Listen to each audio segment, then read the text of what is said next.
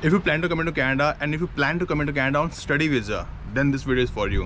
2-3 update हुए हैं, 2-3 changes हुए हैं, तो मैं उसके रिगार्डिंग आपको डिस्कस करूँगा, उसका रिगार्डिंग आपको इन्फॉर्मेशन शेयर करूँगा.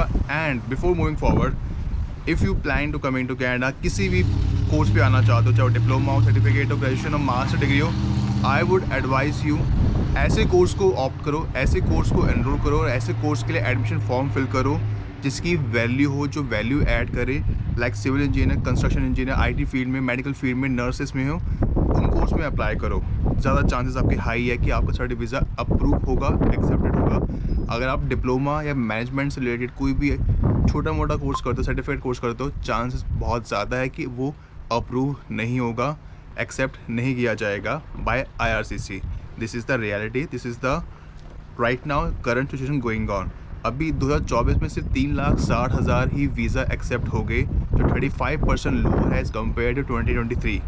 दूसरी चीज़, एक Saint Clair college Ontario province में, उसने इस चीज़ को अपोज किया है कि कैपिंग रिस्ट्रिक्शन लगाना गलत चीज़ है. वो वन ऑफ टॉप कॉलेज है कनाडा में, लेकिन उसके अपोज करने से कुछ नहीं होने वाला, कोई बेनिफिट नहीं है. वो यूनिवर्सिटी कॉलेजेस अपोज इसलिए कर रही है because you are a cash cow. International students are a cash cow. आप 3 to 4 टाइम्स फीस पे करते हो as compare to Canadian citizens, Canadian PR holders जो डोमेस्टिक स्टूडेंट्स हैं. तो अगर आप नहीं आओगे तो उनके लिए, उनको बस मॉनेटरी पैसा नहीं आएगा, लक्ष्मी नहीं आएगी. और लक्ष्मी नहीं आएगी तो ऑब्वियस सी बात है उनके लेने के देने पड़ जाएंगे, उनको स्टाफ को निकालना पड़ेगा, वो अपने ऑपरेशंस नहीं कर पाएंगे. सो देखो, कनाडा की पढ़ाई को 30 मार खान नहीं है. I will tell you very frankly, everybody knows Canada में लोग क्यों आते हैं. Just to have a quality of life, to earn a good amount of money, to have a better life, to have a good job. Dollars कमाने आते हैं, सीधी सी बात है.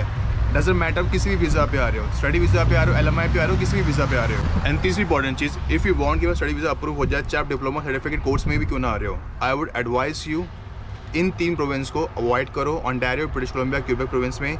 पहली बात देखो, ये सच्चाई है कि सारे college universities, maximum college university इन 3 प्रोविंस के अंदर ही है maximum.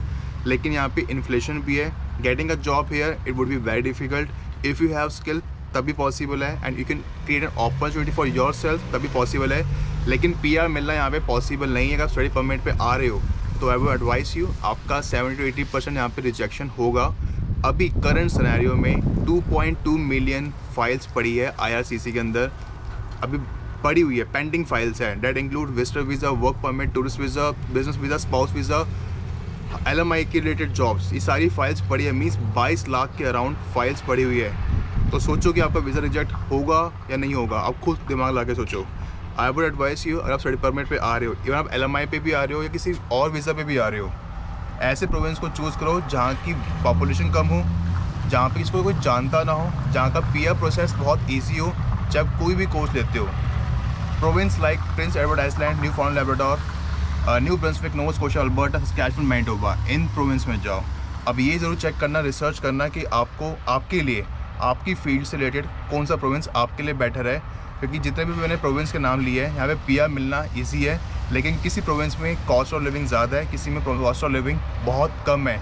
It's depend province to province and which city you live in that province. चौथी मोस्ट इंपॉर्टेंट चीज़, आप किसी भी इमिग्रेशन कंसल्टेंट के पास जाते हो, IDP के पास जाते हो, किसी भी एजेंट के पास जाते हो, आप उनका दिमाग पर लगाओ, अपना दिमाग लगाओ. वो आपको ऐसे प्रोविंस में भेजेंगे, ऐसे यूनिवर्सिटी कॉलेज में एडमिशन करवाएंगे जहाँ पे उनका बेनिफिट हो रहा होगा. वो उनको कोई फ़र्क नहीं पड़ता आप जी रहे हो मर रहे हो, आपको अपना बेनिफिट देखना है, उनका बेनिफिट नहीं देखना. आपको ऐसे प्रोविंस में आना है जहाँ पे आराम से पार्ट टाइम जॉब मिल जाए, जहाँ पे PR मिल जाए. अगर पार्ट टाइम जॉब 1-2 महीने बाद ही मिलेगी, 2-3 महीने बाद ही मिलेगी ना, एटलीस्ट आपके पास एक सेटिस्फैक्शन होगी कि मुझे यहाँ पे PR आराम से मिलेगा, मेरे को धक्के नहीं खाने पड़ेंगे. मेरे को धक्के नहीं खाने पड़ेंगे जैसे बाकी बच्चे जो धक्के खा रहे हैं ओंटारियो में, क्यूबेक में, ब्रिटिश कोलंबिया में, वहाँ पर उन्होंने स्टडी करी है और वो दूसरे प्रोविंस से मूव हो रहे हैं.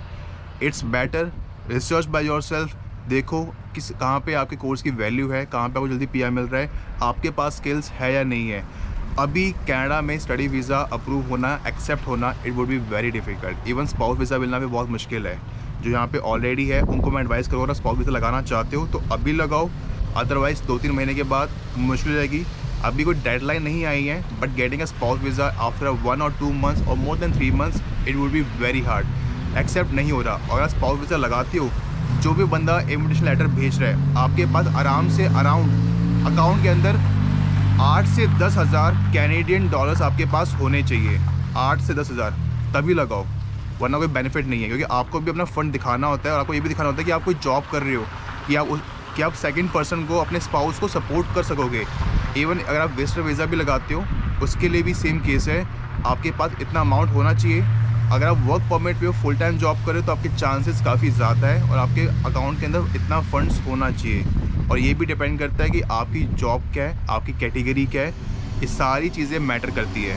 एंड साथ ही साथ आखिरी में जो मोस्ट इंपॉर्टेंट पॉइंट है, ब्रिटिश कोलंबिया प्रोविंस ने तो वैसे इंटरनेशनल स्टूडेंट्स को बैन कर दिया है 2026 तक। अगर आपने अपनी फ़ीसें भरी हुई है तो फ़ीसें रिफ़ंड करवा लो, एजेंट को बोल के अगर आप फीस हमने भर रखी है रिफ़ंड करवाओ, या अपना कॉलेज यूनिवर्सिटी चेंज करवा लो, प्रोविंस अपना चेंज करवा लो। आई वुड एडवाइस यू, इन 3 प्रोविंस को छोड़ दो, भूल जाओ। अगर आपको कनाडा में सेटल होना है, अगर नहीं होना है, सिर्फ पैसे कमाने वापस जाना है, तो अब तो ठीक है, तब ओंटारियो, ब्रिटिश कोलंबिया, क्यूबेक में आप जा सकते हो। But getting like one most important thing, अभी कनाडा में जॉब्स नहीं है, अपॉर्चुनिटी नहीं है, जॉब्स भी खरीदनी पड़ रही है। If you have skill, still you have to struggle. I would advise you, बहुत सारी चीज़ें सीख के आओ, be multi talented and learn French too, because it will help you in part-time job, full-time jobs and PR also. So if you have any question regarding anything, just comment in the comment section. आखिरी में बेवकूफ़ मत बनो, research करो। Canada आना है तो you should have a road map, you should have a goal. सिर्फ कनाडा आना, कनाडा मेरा भाई गया है, दोस्त गया है, इसलिए मत कनाडा आओ। आपके पास, आपको पता होना चाहिए कनाडा में आगे आपको करना क्या है। और don't fall into the trap of immigration consultant agent. उन्हें कोई फ़र्क नहीं पड़ रहा आप जी रहे हो मर रहे हो, वो आपसे पैसे लेके, आपकी फ़ाइल अप्रूव हो या ना हो, उन्हें कोई घंटा फ़र्क नहीं पड़ता। So if you have any question regarding anything, just comment in the comment section. और कोई पॉइंट आपसे मुझे पूछना चाहते हो, and if you need a mini session 1-to-1, you can DM me on the Instagram. तब तक के लिए गुड बाय।